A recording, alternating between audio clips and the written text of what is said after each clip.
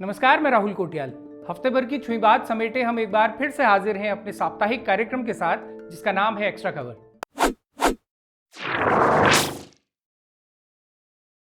बीते हफ्ते देहरादून में एक ऐसी वारदात हुई जिसने राज्य की कानून व्यवस्था पर एक बार फिर से प्रश्न चिन्ह लगा दिए। बीती 16 जून की रात रायपुर थाना क्षेत्र में रहने वाले रवि बडोला की कुछ लोगों ने गोली मारकर हत्या कर दी। उनके दो साथी मनोज नेगी और सुभाष छेत्री भी इस गोलीबारी में घायल हुए। ये घटना उस देहरादून शहर में हुई जहां नेताओं और मंत्रियों से लेकर तमाम आईएएस, आईपीएस, वीआईपी और वीवीआईपी लोगों का जनसंख्या घनत्व तो प्रदेश में सर्वाधिक है।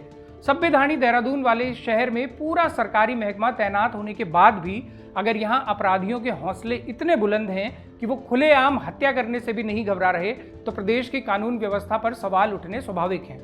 अभी कुछ हफ्ते पहले ही हमने एक्स्ट्रा कवर में आपको कुख्यात गुप्ता बंधुओं की कहानी बताई थी।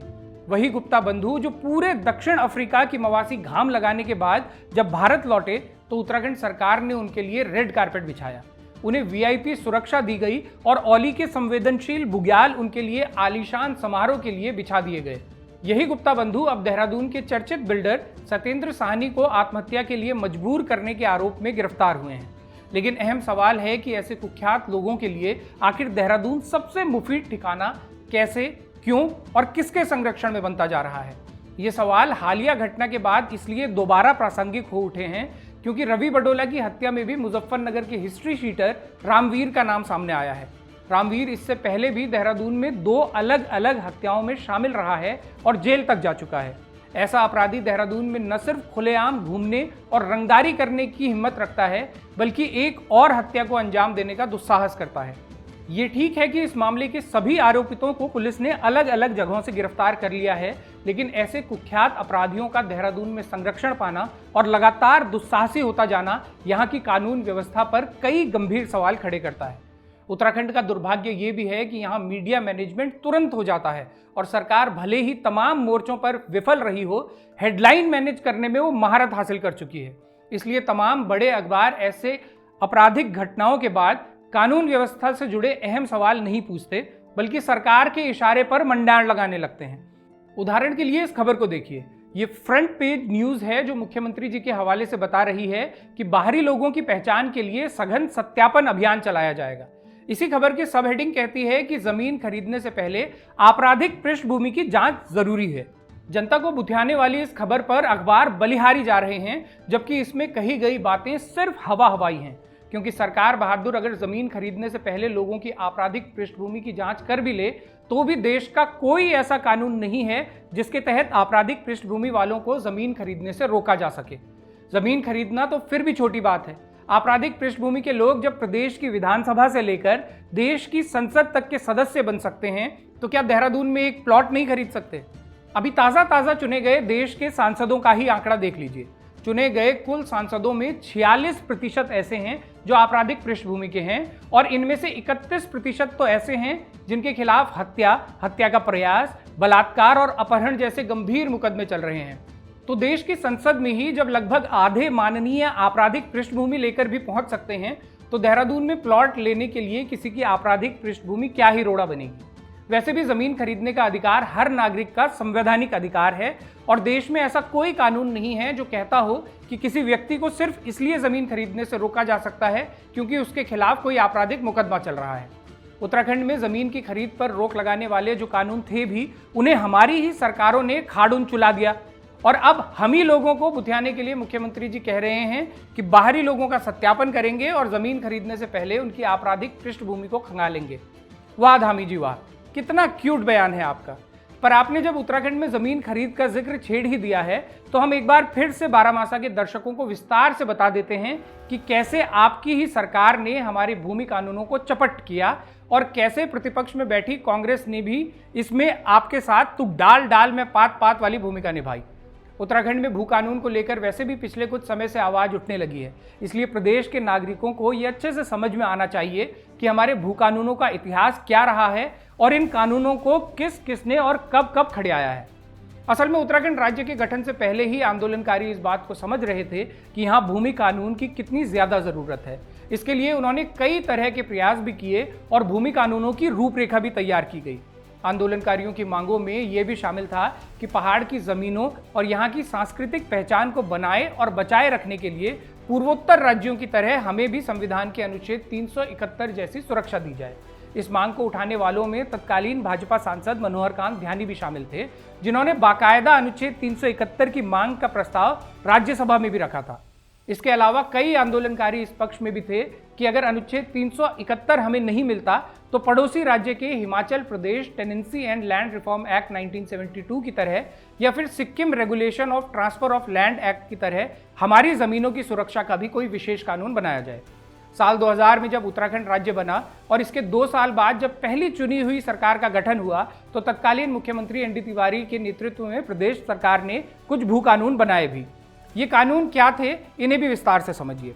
उस दौर में उत्तराखंड में जमीनों से संबंधित मुख्यतः 2 तरह के कानून प्रभाव में थे। एक था 1960 का Kumaon and Uttarakhand zamindari abolition act, जिसे कुजा कानून भी कहा जाता था, और दूसरा था UPZALR यानी Uttar Pradesh zamindari abolition and land reforms act, जिसे उत्तराखंड बनने के बाद प्रदेश सरकार ने कुछ संशोधन करते हुए पूरी तरह से अपना लिया। एनडी तिवारी सरकार ने इसी ZALR एक्ट में हिमाचल के कानून की तरह ये प्रावधान बनाया कि उत्तराखंड में कोई भी गैर कृषक, जिसे आम बोलचाल में बाहरी व्यक्ति कहा जाता है, वो 500 वर्ग मीटर से ज्यादा जमीन यहां नहीं खरीद सकेगा। इस कानून को 2008 में खंडूरी सरकार ने कुछ और मजबूत किया और उन्होंने 500 वर्ग मीटर की सीमा को 250 वर्ग मीटर तक सीमित कर दिया। हालांकि इस कानून में भी शुरुआत से ही एक बड़ा लूपहोल था। असल में इस कानून की धारा 2 में लिखा था कि it extends to whole of state of Uttaranchal except the area included and may be included from time to time in any municipal corporation, nagar panchayat, nagar parishad and cantonment board limits. इसका सीधा मतलब था कि जमीनों की खरीद पर रोक लगाने वाला यह कानून किसी भी नगर निगम, नगर पालिका या नगर पंचायत पर लागू नहीं होगा। इसी लूपहोल का फायदा तमाम सरकारों ने उठाया, क्योंकि जमीनों की खरीद का रास्ता खोलने के लिए तमाम ग्राम सभाओं और ग्राम पंचायतों को नगर पंचायत या नगर पालिका बना दिया गया और इसके साथ ही ये इलाके इस कानून के दायरे से बाहर होते हुए बिक्री के लिए तैयार कर लिए गए। लेकिन इतना कुछ होने के बाद भी जमीनों की खरीद फरोख्त में कुछ तो नियंत्रण थे ही। इन्हें खत्म करने का काम शुरू हुआ जब प्रदेश की कमान त्रिवेंद्र सिंह रावत के हाथों में आई। दरअसल 6 अक्टूबर 2018 के दिन तत्कालीन प्रदेश सरकार ZALR एक्ट में अमेंडमेंट यानी संशोधन के लिए एक विधेयक लेकर आई। इसमें धारा 154(2) जोड़ते हुए पहाड़ों में जमीन खरीदने की अधिकतम सीमा खत्म कर दी गई और कृषक होने की बाध्यता भी मिटा दी गई। इसके साथ ही इस संशोधन में धारा 143A जोड़कर कृषि भूमि का भू उपयोग यानी लैंड यूज बदलने की राह भी बेहद आसान बना दी गई। इसका सीधा सीधा मतलब ये हुआ कि अब कोई भी पैसे वाला आए, पहाड़ में बेहद कम बची हुई कृषि भूमि को जितना मन चाहे खरीदे और आसानी से लैंड यूज बदलवा कर जैसे चाहे इस्तेमाल करे। ये संशोधन जिस दिन उत्तराखंड विधानसभा में पारित किए जा रहे थे, उस दिन वहां क्या क्या हुआ और भू कानून नाम के बुकठे की बली में कौन कौन शामिल था, इसे विस्तार से समझने के लिए आप 12 मासा का ये कार्यक्रम देख सकते हैं। इसका लिंक आपको डिस्क्रिप्शन बॉक्स में मिल जाएगा। फिलहाल ये जान लीजिए कि इसमें प्रदेश की दोनों प्रमुख पार्टियां भाजपा और कांग्रेस शामिल रही और दोनों ने ही भू कानून की कचमोली खूब टपकारे लगाते हुए बुखाई।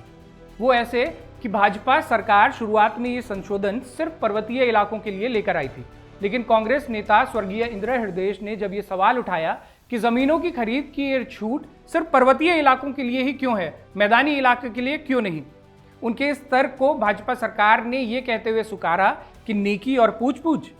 तब ये छूट मैदानी इलाकों के लिए भी लागू कर दी गई। जमीनों का असल खेल फिर आगे चलकर इन्हीं इलाकों में शुरू हुआ। इतना ही नहीं, भू कानून को इसके बाद कुछ और निचोड़ा गया ताकि पहाड़ों को सिर्फ बगदोरे मारकर ही न छोड़ा जाए बल्कि पूरी तरह से निपटाया जाए। लिहाजा कुछ संशोधन इसमें और किए गए और इनमें से कुछ तो पुष्कर सिंह धामी के मुख्यमंत्री बनने के बाद ही हुए। इनमें सबसे अहम बदलाव ये किया गया कि जहां पुराने कानून में ये शर्त थी कि अगर कोई व्यवसायी जमीन खरीदने के 2 साल बाद तक भी जमीन का उपयोग उस उद्देश्य के लिए नहीं करता जिस उद्देश्य से उसने ये जमीन खरीदी थी, तो राज्य सरकार ऐसी जमीन को जब्त कर लेगी। लेकिन इस प्रावधान को भी जून 2022 में धामी जी की सरकार ने स्वाहा कर दिया। अब वही धामी जी बयान दे रहे हैं कि बाहरी लोगों के आपराधिक विवरण के साथ ही प्रदेश में भूमि क्रय करने वालों का उद्देश्य भी पता लगाया जाएगा। अब ऐसी क्यूटनेस पर उत्तराखंड की जनता या तो थोड़ी देर के लिए ओ भाई मारो मुझे मारो वाला मीम देखकर आगे बढ़ जाए, या फिर याद रखे कि हमारे भूमि कानून किसने, कैसे और कब कब बर्बाद किए। ताकि आने वाले चुनावों में जब भाजपा कांग्रेस के नेता उनके दरवाजे पर पहुंचें तो जनता भी कंडाली की झपाक लेकर तैयार रहे। वैसे चुनावों से याद आया कि प्रदेश में 2 सीटों पर चुनाव होने वाले हैं। इनमें से बद्रीनाथ सीट पर तो सिर्फ इसलिए चुनाव हो रहा है कि यहां से जो राजेंद्र भंडारी जी अब तक कांग्रेस की गाड़ी से विधानसभा पहुंचते थे, उन्हें अब भाजपा की गाड़ी से जाना है। और भाजपा के जो नेता कल तक भंडारी जी को पानी पी पी कर भ्रष्ट बताते थे, वही नेता अब उनके चुनाव प्रचार में लग चुके हैं। बल्कि प्रदेश के मुख्यमंत्री ने तो यहां तक कहा कि राजेंद्र भंडारी को जिता दो ताकि चमोली जिले में 4 इंजन की सरकार काम कर सके। डबल इंजन की सरकार ने पहाड़ों में कितना कुछ फरकाया, इसकी एक झलक आपने भू कानून के रूप में देख ही ली है। अब बल 4 इंजन मिलकर बहुत कुछ फरकाएंगे, वे तब। एक उपचुनाव हरिद्वार की मंगलौर सीट पर भी होना है, जहां कांग्रेस के काजी निजामुद्दीन के सामने भाजपा ने हरियाणा से बुलाकर करतार सिंह भड़ाना को उतारा है। इस प्रदेश का इस्तेमाल चुके हुए नेताओं को राज्यसभा पहुंचाने के लिए तो भाजपा और कांग्रेस दोनों ही कई दशकों से करती रही है, लेकिन अब ये नई परंपरा शुरू हो रही है कि हरियाणा के नेताजी उत्तराखंड विधानसभा में विराजमान होंगे। इस नए कीर्तिमान के लिए उत्तराखंडियों को विशेष बधाई पहुंचे कि उनके पास अपने नेताओं का ऐसा टोटा है, ऐसा अकाल पड़ा है कि अब उन्हें हरियाणा से नेता इंपोर्ट करना पड़ रहा है। प्रदेश की ऐसी राजनीति के लिए गढ़वाली में एक पखाड़ा है कि बल मरगट जनो गऊं और कह को रहूं। बहरहाल प्रदेश की राजनीति भले ही निराशाओं का चरम छू रही हो, लेकिन प्रदेश की जनता के बीच से इस हफ्ते कुछ उम्मीद की किरण भी उभरी है। बीते रविवार देहरादून की सड़कों पर सैकड़ों की तादाद में लोग पर्यावरण के सवाल को लेकर जमा हुए और जनगीतों की गूंज ने बताया कि सत्ता को निरंकुश होने से रोकने की जिजीविषा अभी भी लोगों में खूब है। इसका असर ये भी हुआ कि कैंट रोड को चौड़ा करने के लिए जो पेड़ों को काटा जाना था, उन्हें काटने का फैसला सरकार को वापस लेना पड़ा। इसके साथ ही खलंगा में भी 2000 पेड़ काटने का फैसला सरकार ने आखिरकार वापस ले लिया। खलंगा के पेड़ों को बचाने के लिए जो लोग कई हफ्तों से संघर्ष कर रहे थे, उन सभी को ढेर सारी बधाई। तो ये था इस हफ्ते का एक्स्ट्रा कवर। आपको ये कार्यक्रम पसंद आया हो तो इसे शेयर ज़रूर कीजिएगा और इसके साथ ही बारामासा को मजबूत करने के लिए चैनल की पेड मेंबरशिप या सुपर थैंक्स का बटन दबाकर हमें सहयोग कीजिएगा। अपने सुझाव, प्रतिक्रिया या एक्स्ट्रा कवर से निकलती कोई खबर अगर आप हम तक पहुँचाना चाहते हैं तो इस मेल ID पर लिख भेजिए। जाते जाते आपको छोड़े जाते हैं नीगी दा के खूबसूरत गीत के साथ, जिसे युवा गायक निखिल सकलानी ने गाया है और पेड़ों को बचाने के लिए सड़कों पर उतरे तमाम जागरूक लोगों को समर्पित किया है। अगले हफ्ते फिर से होगी मुलाकात, तब तक के लिए सिमनिया पहलाग, नमस्कार। धार मंगार पंद्यार सुखला, धार मंगार पंद्यार सुखला, ना नौला भरला ना छुया फुटला। डाली कटेली ते माटी बगली, डाली कटेली ते माटी बगली, कुड़ी न पुंगड़ी न डुकरी बचली। ना काटा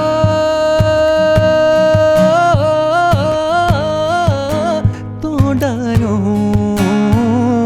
डालू न काटा दीदो, डालू न काटा तो डालू न काटा, भूलो डालू न काटा, डालू न काटा चुचो, डालू न काटा तो डालू न काटा दीदो, डालू न काटा।